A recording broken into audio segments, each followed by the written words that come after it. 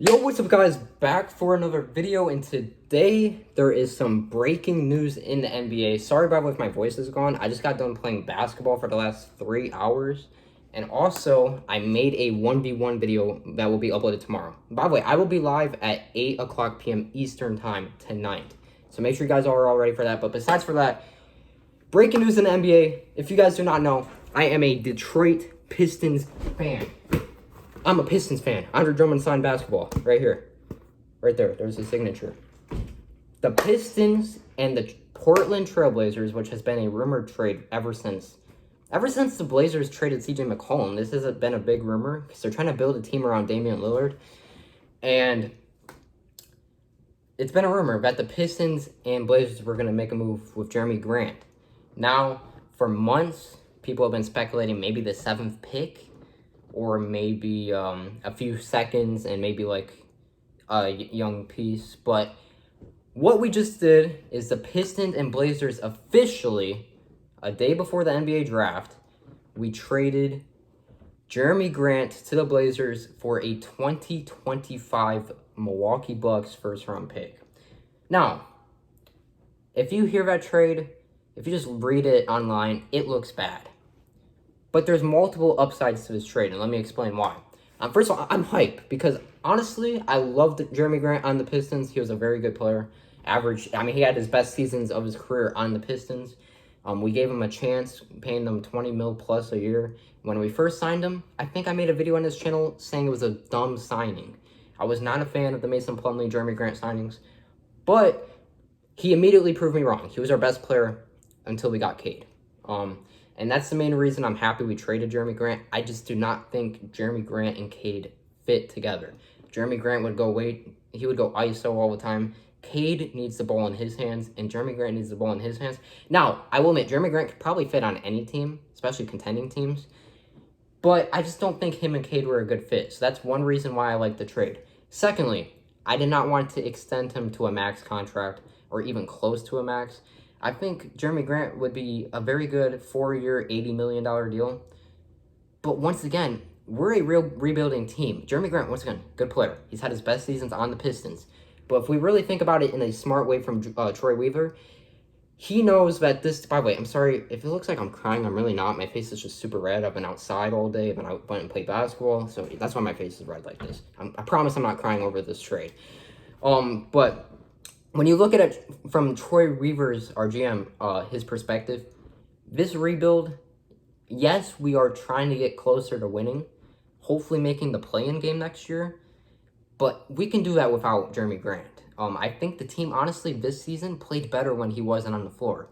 Cade, Sadiq Bey went off on games without Jerami Grant. So I think, obviously, we have the 5th pick in this draft coming up tomorrow. We have Cade, Isaiah Stewart, Killian Hayes, whoever we take with the 5th pick. And here's reason 2 on why I like this trade. $60 million plus, I'm pretty sure we have to spend. I think it's around $60 million the Pistons can spend in free agency. Let me tell you why. Blake contract, you know how the Pistons were still paying Blake Griffin even though we traded him? That no longer is a contract. We don't have to deal with Blake Griffin's contract. We also don't have to deal with Josh Smith's contract anymore. We don't have to deal with Andre Drummond's contract anymore. We don't have to deal with Reggie Jackson's contract anymore.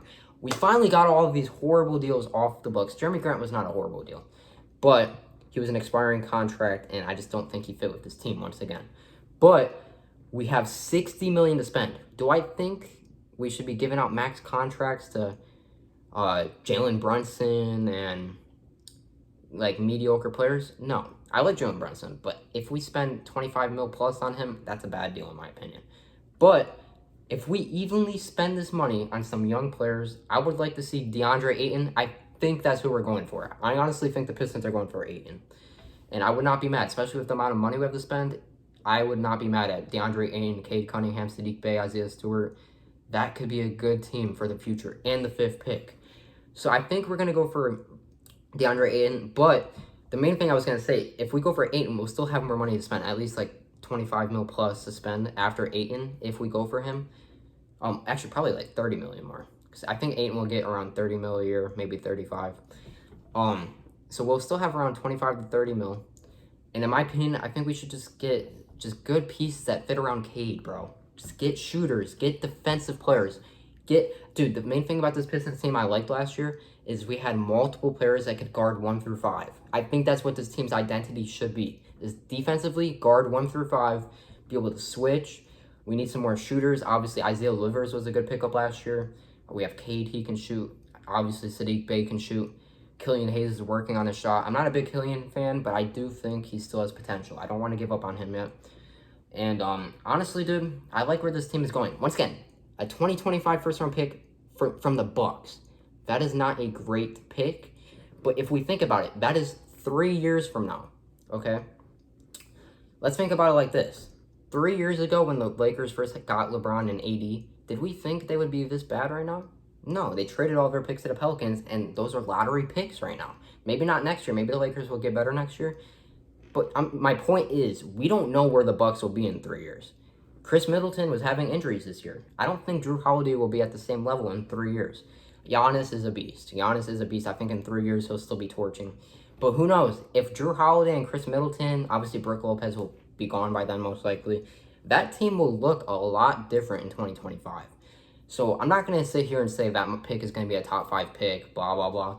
But it is a first-round pick 3 years from now, once again, which I think it does have value because the Bucks are a championship team right now, but 3 years from now, we don't know what that's going to look like. So I think because of that, I'm excited. And that's pretty much all I wanted to say, man. I have to stream pretty soon here, so I got to end this video. But from a Pistons fan, I'm going to honestly give this trade a B+. It's definitely not an A because we didn't get multiple first-round picks or we didn't get the 7th pick in this draft, which I was hoping for. But the Blazers aren't that dumb, and I'm sure other teams weren't going to offer top 10 picks for Jerami Grant. But because of the money we're going to have, because of me not wanting to pay Jerami Grant a max or close to a max, and the fact that I think the team will, just get better from this trade, and long-term, who knows what that pick will be, that's why I'm giving this trade a B+. Like I said, it's not an A, it's not an A+. But I think it's a very good trade from Troy Weaver. I think we have a plan. I don't know what it is, like I said, but I think we're going for Ayton. That is my hope. I like DeAndre Ayton. I don't think he's going to ever be a #1 best big man in the league, but I think he has top 5 center written all over him. He might already be a top 5 center. It's definitely in that top 10 range. So we're going for Ayton, in my opinion, but let me know what you guys think about the trade. I got to upload this video quick so it gets some nice views. But tomorrow I will be making, actually, I'm not going to be dropping that 1v1. I think at the beginning of the video I said I made a basketball 1v1. I will be uploading that video in probably 2 days from now. But tomorrow I will be making my reaction video to the NBA draft.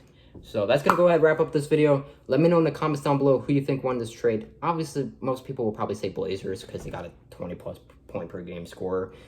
But I don't know, man. I don't know if Damian Lillard and Jerami Grant, is that really a championship team, dude? I mean, they still have Nurkic, I'm pretty sure, but I don't know, man. But let me know what you guys think about the trade. And like I said, I will be making my reaction to the draft tomorrow. And also, I'm not sure, what time is it? Let's look at the phone. Hold on. Okay, the phone's dead. But I think it's around 7 something right now. So I'm going to upload this video real quick. And within the next 30 to 40, it's 6:48. So it's an hour from now at 8 o'clock p.m. Eastern time. I will be live. I'm going to be talking NBA. I'm going to be talking about this trade right here. I'm going to do a mock draft. And I also might be playing some games. 2K, GTA. So let me know in the comments down below what you guys think about the trade. And until next time, make sure you guys join my stream at 8 o'clock p.m. on YouTube. And until next time, peace.